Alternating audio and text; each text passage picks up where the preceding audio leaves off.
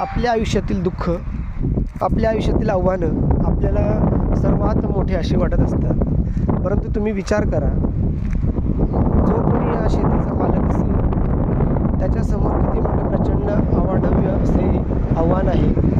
ह्या नापीक जमिनीला पीक घेऊन याच्यातून पाण्याचं स्रोत निर्माण करून इलेक्ट्रिसिटीसाठीची व्यवस्था वीज करून याच्यातून आपण उदरनिर्वाह करायला लागलो आहे.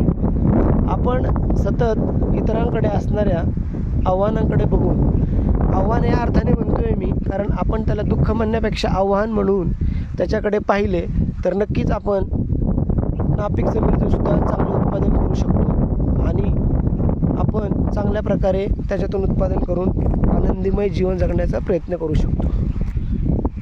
जीवनामध्ये सर्वांनाच अडचणी असतात. प्रत्येकाचे दुःख, प्रत्येकाची आव्हानं वेगवेगळी असू शकतात.